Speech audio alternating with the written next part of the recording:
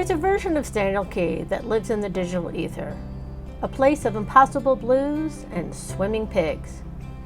A grotto so cinematic, it once cradled a secret agent. It's the Bahamas of the algorithm, a promise whispered through a million glowing screens. Codename Thunderball. But beyond the polished frame, another reality exists, anchoring as dense as a forest and interrupted by tour boats that cut through and roar like summoned beasts. We came to this island to hold these two truths in our hand and to ask a single question: does the myth transcend the machinery? Stay with us and you may discover whether this is a destination to be sought or a mirage to be passed by. The passage from Great Guanakee is a brief morning sail, hardly enough time for the world to change, but it does. Ahead, a constellation of white masts and mega yachts rise from the sea.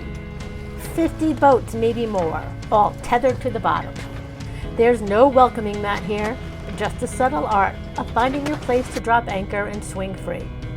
It's about seeking an elusive balance as each boat swings in its own rhythm, guided by the whisper of the winds.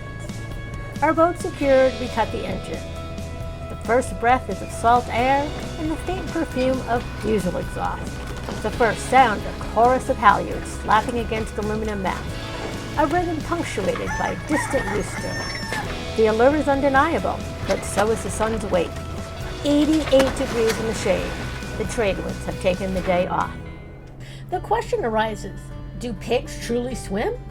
They do, with an improbable grace, their bodies given over to the sea. They have learned the sound of a rustling bag, a Pavlovian bell that signals the morning's offering.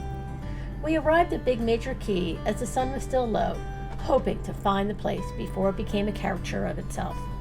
A large sow, the size of a small person, paddled out to meet our dinghy, her snout held high, her eyes fixed on us. For 10 minutes, life felt like a scene from a dream. Piglets spinning in the shallows, larger boars scratching their backs in the sand. Then the first of the tour boats arrived, and two more in the distance. The water, once quiet, became a theater of churning propellers, crowds of people, and a blizzard of potato chips. The lesson is a simple one: arrive at the sun or not at all. Our next pilgrimage was to the Grotto, the sea cave that sheltered Sean Connery in 1965. Golden Grotto. Low tide was at 11:20, and the tour boats were out in full force. We slipped into the water and swam into the grotto. Inside, the world transformed. Beams of sunlight pierced the cavern's ceiling, illuminating the water like a flooded cathedral.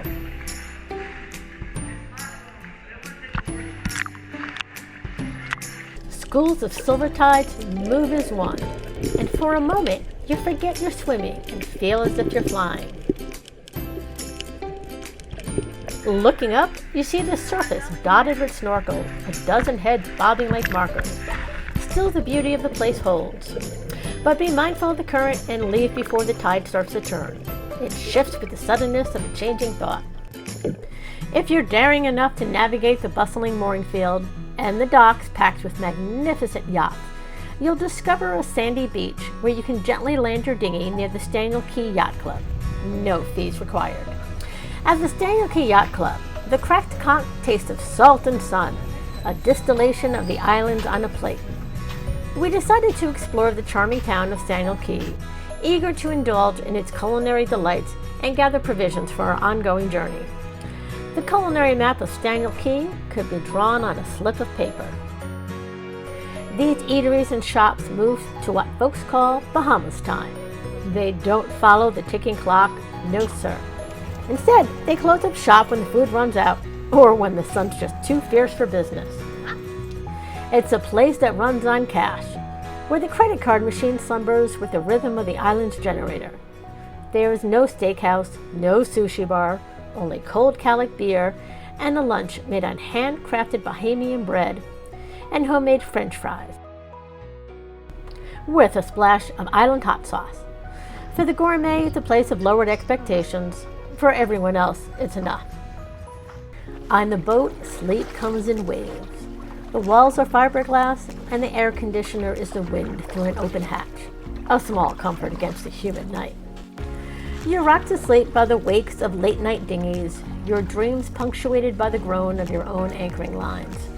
There's no cable TV, no cell phone reception, and the Wi-Fi signal is a ghost that died 3 boats ago. We found ourselves falling asleep to the glow of an anchor light and waking to the sounds of neighboring generators and brewing coffee, a strangely comforting cadence. The berth is small and the sheets are damp with sea air. It's like camping, but on water. The key is to manage one's expectations. If this account has steered you clear of a wayward anchor or a reckless pig, please consider liking the video. Perhaps it will find its way to fellow sailors. Subscribe, give us a thumbs up, and join us on our next voyage as we continue sailing through the Bahamas, chasing horizons and stories untold. Between Georgetown and Nassau, Staniel Cay stands out as a prime spot for amenities. You can fuel up at the Staniel Cay Yacht Club and dispose of your trash conveniently behind the clubhouse for a small fee. There's also a laundromat just a short walk away, a rare gem in the Bahamas. 2 grocery stores are available. Think Georgetown prices, but in much smaller locations, with even more limited selections. Grab what you can find, it probably won't be there the next day. Alright, there's Burke's. And it's cute. Maybe it was the day of the week that they didn't have a good selection of vegetables. They were all on the soft and overripe side, and no eggs. And it could very easily have been the day of the week. It just, that store up, that building up on the right, wasn't a store. It's behind, and it wasn't as big, in my opinion. Their signs are great. And then you go up here, there's a pink pearl. Just one big. This store looks smaller here. It goes back into the left, and fresher vegetables. Like I said, could have just been the day of the week, and eggs. On our final morning, the unmistakable thrum of a propeller broke the calm. Only this time it had echoed from above. A sleek private plane swooped down, touching down softly on the water, just off the starboard side of our sailboat. The plane came to a gentle halt, the passengers disembarked onto Pig Beach, and about a half hour later they were airborne again, heading into the horizon. This is the essential nature of Staniel Cay, the constant tension between serenity and spectacle. If you need the photograph for the bucket list, then you must accept the terms and book your ticket to Staniel. So is Staniel worth the weight of its own hype?